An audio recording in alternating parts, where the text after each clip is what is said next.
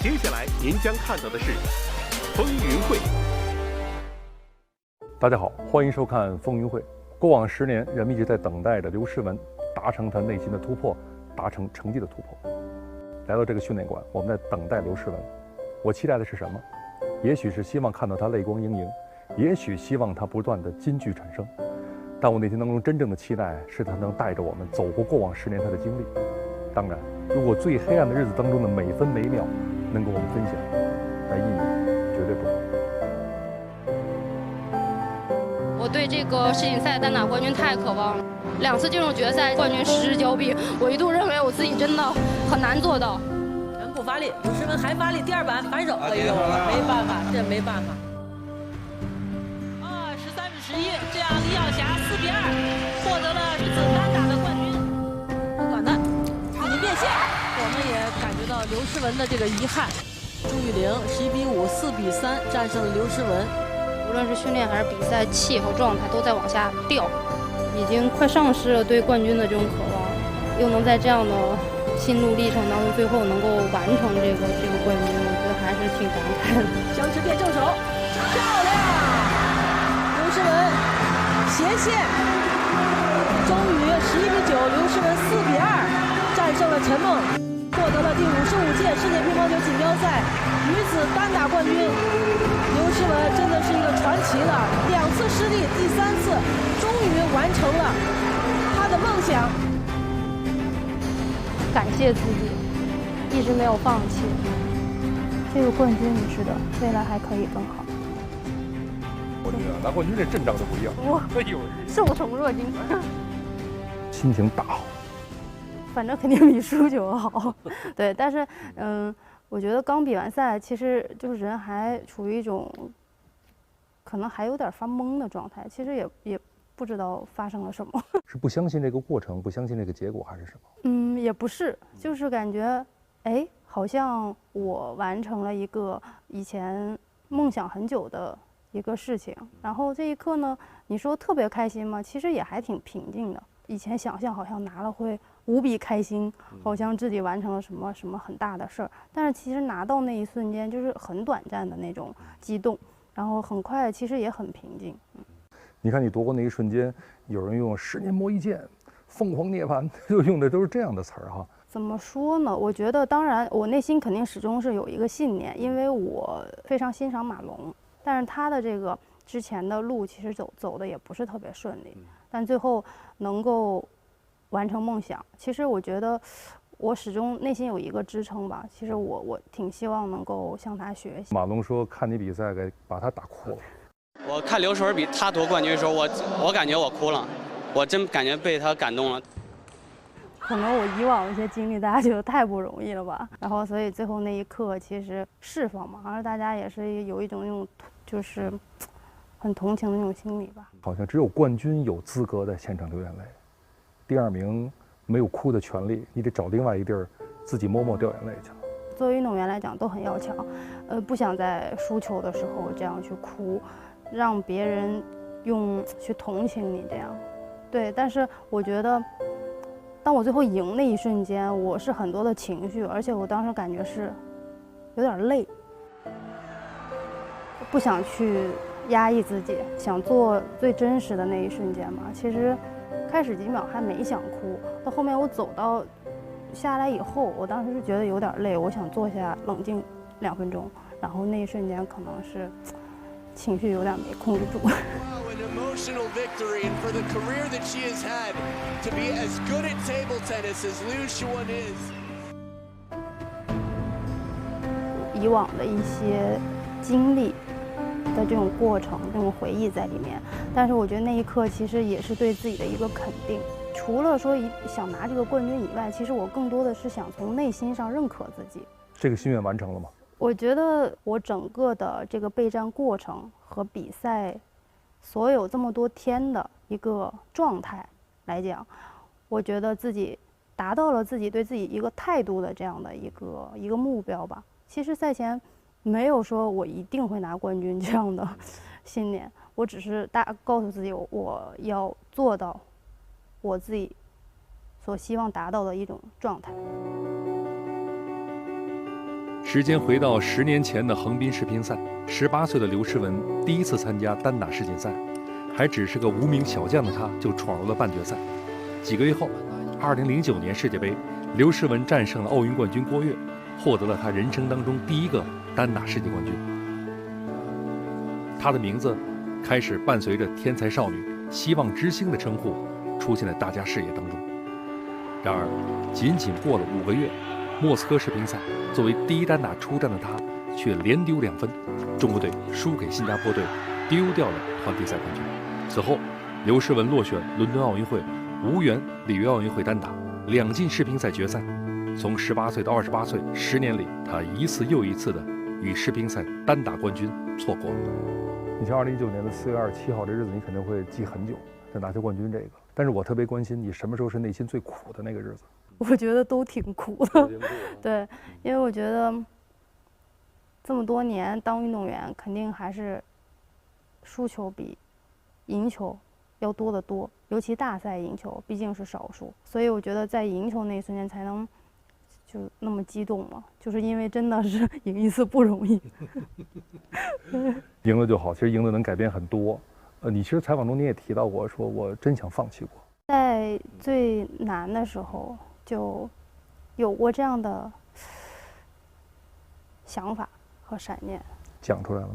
就是有跟爸妈去说，但是因为也不敢在队里跟教练有这种表达，但是呢自身的这种各个方面嘛都是比较低迷、比较消沉的时候，我觉得已经看不到那个冠军的希望了。2017年下半年，在队伍的调整期，刘诗雯一度没了主管教练。她不仅在外战当中接连输给了伊藤美诚、早田希大，在队内竞赛当中也逐渐失去了优势。2019年直通世乒赛选拔赛，刘诗雯以6胜5负的成绩仅仅排名第5。前面有同龄的大满贯冠军丁宁，身后有中生代球员陈梦、朱雨玲的追赶，同时还要面对更多小将的冲击。如果不做出改变，东京奥运会的单打之路将更加渺茫。确实，我的技术和能力已经得到了很多年轻队员的冲击，我已经没有像以前我可以用技术压倒对手了，我必须用人的意志、信念，通过这些综合来去比赛。而且在过程当中，我在很困难的最后一天或1、2场比赛当中坚持过来了，所以最后才能打第5，要不会更差。对，其实赛前这个直通给我得到锻炼是很大的，可能以前只是似懂非懂，我觉得别人说的也对，但是自己没有完全领悟到。当自己领悟到那一刻，其实内心反而轻松了。什么是你真是觉得这次要彻底扭转的，以及以前可能就是你的障碍？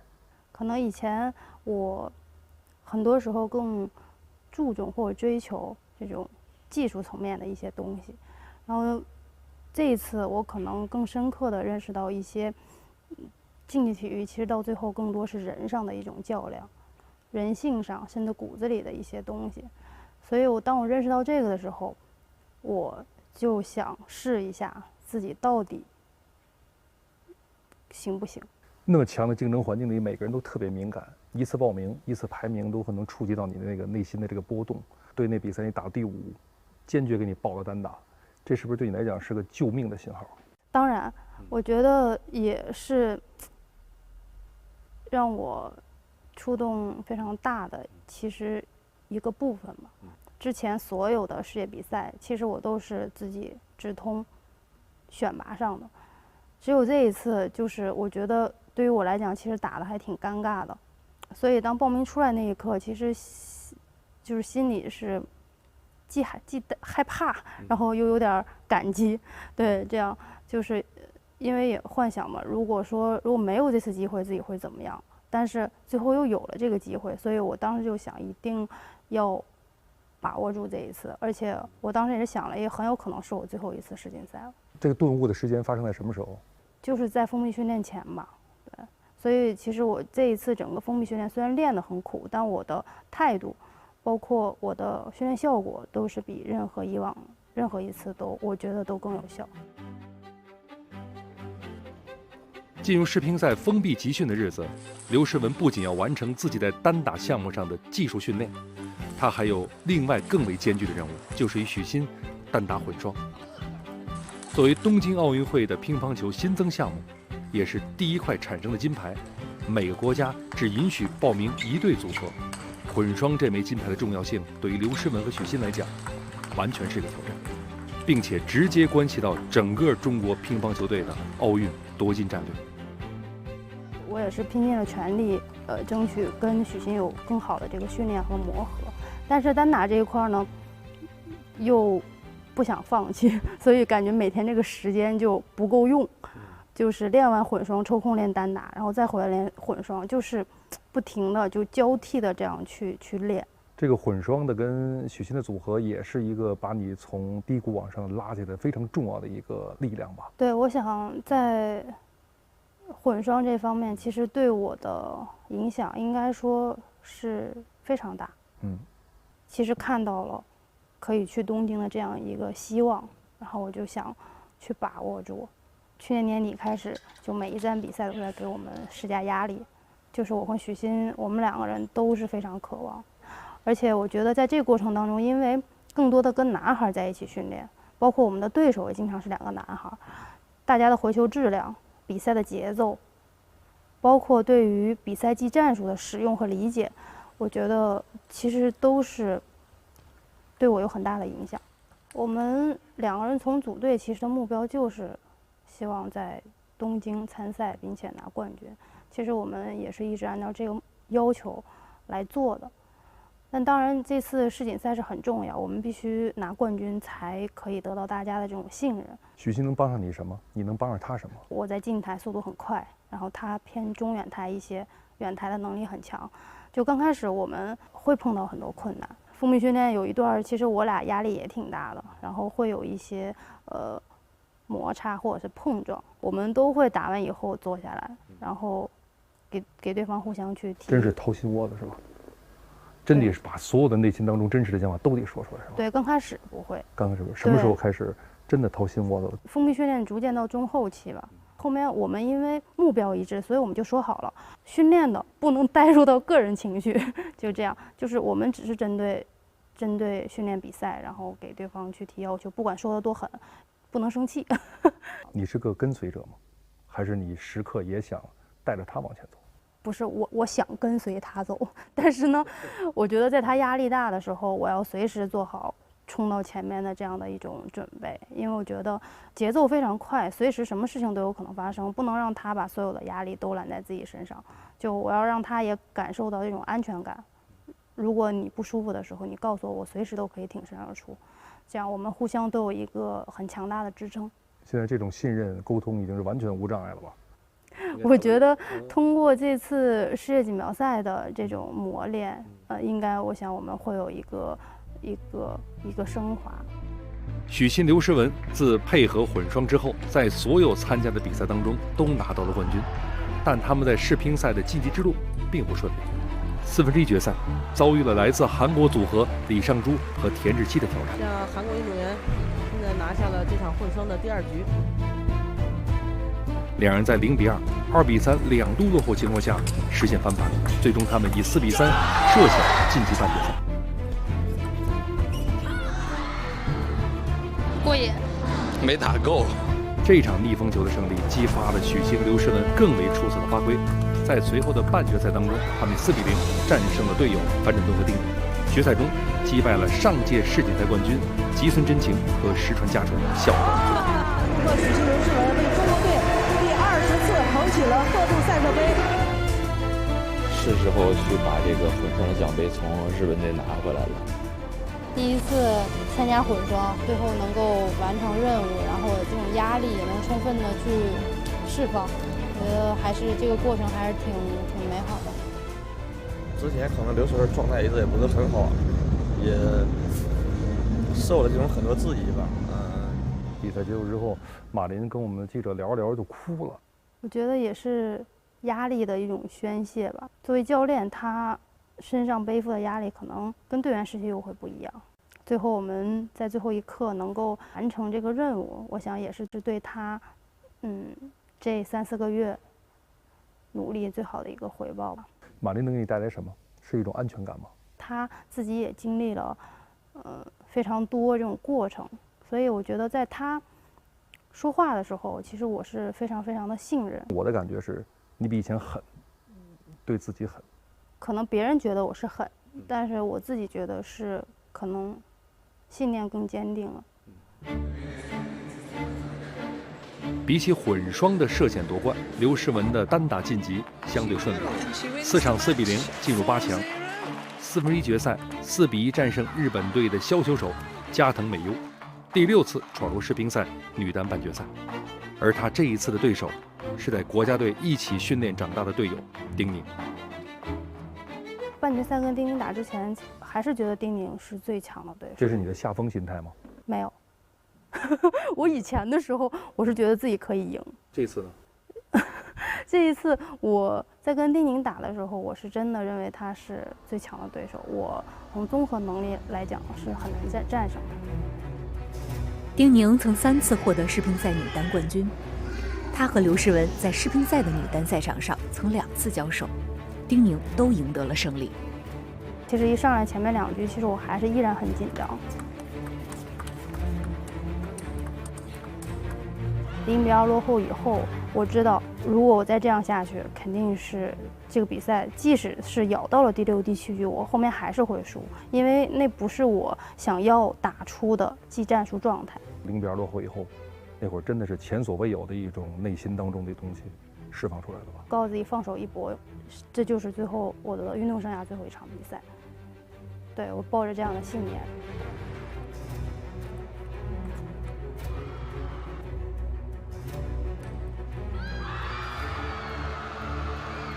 追到2比2的时候，我觉得好像后面就瞬间打开了这个局面。其实后面4局的比分都很悬殊，但是我觉得也有可能是一瞬间的这种改变给丁宁打乱了。其实我觉得后面这几局就远远不是他的真实水平。这是10年间最美好的瞬间之一吗？当时赢下最后1分还挺冷静的，因为我当时只是觉得进入决赛，就是因为它也只是一个半决赛，那一瞬间其实离冠军感觉还挺远的。下来过了10分钟以后，我感觉自己的这个气开始有点往上涌。哦，真的。因为我马上接下来要打混双决赛，然后打之前我也是跟马琳我说，哎，我怎么现在感觉气有点往上涌？但是我知道马上要打混双决赛，就我必须要先冷静下来，就不去想之前单打的比赛，也不去想之后单打的这个比赛。还能想象上一次这气往上涌的时候是什么时候？15年苏州进决赛吧，就是当你打半决赛的时候，你觉得离冠军其实还很远，你只能做好眼前这一场比赛。但当时我一想我又进决赛，就真正进决赛了，和半决赛完全不同的心态。其实决赛你特别熟悉，因为此前你也进过2次世锦赛的这个世乒赛的决赛。就你刚输下来，有的时候还没缓过劲儿来，但是我觉得输球以后，有的时候会后反劲儿，因为你慢慢又要经过一个很漫长的等待，这个过程我觉得更煎熬。所以我已经经历了2次这样的煎熬，就这一次我就真的不想再去重新再经历一次这个漫长的等待和煎熬。4月26号的那个当地时间的夜里，对你来讲是一个很难度过的夜晚吧？明天决赛没有吗？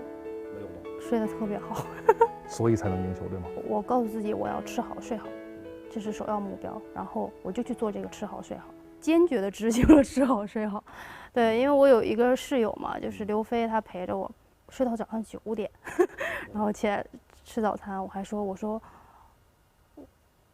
睡得太好了这一晚上，感觉瞬间，他说那你肯定疲惫感都没了。我说对，就很多都是一些非常积极正面对自己的这种暗示。其实决赛我觉得你也是从下风开始的，必须有这么个过程，你才能够回到你自己的那种更期待的那种心理状况嘛。我也想上来领先，这样可能会打得更释放。但是呢，我知道我跟陈梦一上来很大可能会落后，因为我在不能说1、2年吧，就是近2、3年，其实我对陈梦的这种胜绩几乎很少。但是呢，我感觉赛前呢，不觉得我自己赢不了这个比赛。对，因为我觉得大赛嘛，我无论从综合、从经验，其实我这很多方面其实是可以跟他去抗衡，但是很有可能一上来，因为刚刚进入比赛，这会儿可能大家心态没有什么波动，对，然后我有可能是会上来处于一个落后的这样一种形式，这个是赛前所估计到的。其实你们赛前心理战就已经开始了，那一刻你占优势吗？其实赛前，我想大家都会准备很多。其实，在你准备技战术的过程，其实在脑子里已经模拟打了很多场了，会综合的去评估自己和对手处在一个什么样的位置上，我的战略应该怎么布置。我自己的优势在于，我有过2次决赛的这种经历，加上我觉得我对我这一次对胜利的这种渴望。我看你们决赛的时候，我觉得这个陈梦特别焦虑。就他遇到困难的时候，那个焦虑都写在脸上了，这是不是你们心理上的一个分水岭啊？我觉得有的时候拼到最后，不单单是单纯的技战术，它是一个综合的比拼。就你的经验、你的经历，最后所能支撑你内心的是很多很多的这个东西。我知道我要做到什么样，我才有可能拿冠军。我觉得他可能是这种经验各个方面，他觉得以往都赢得比较多，这会儿他会非常想急于的赢下比赛。其实我们就是在比谁更少犯错误，或者说是比谁先崩溃。什么时候觉得这冠军是自己的了？2比1领先的时候，其实我感觉今天的这个比赛我是有机会可以赢。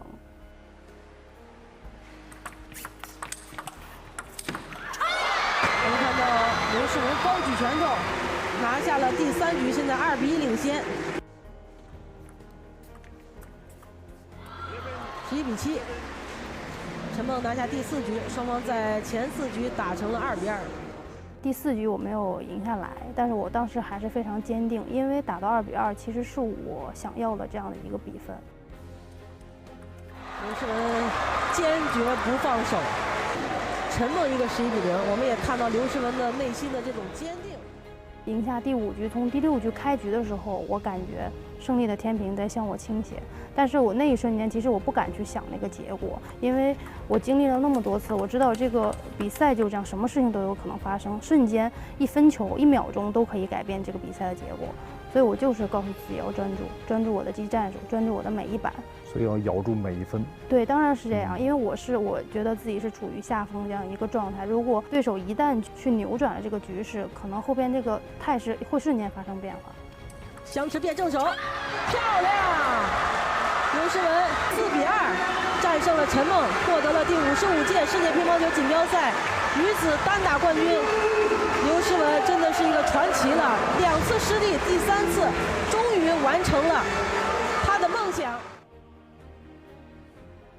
是不是真到这次世乒赛拿了2个冠军之后，才觉得真是乒乓球比赛其实是特别享受的一个过程？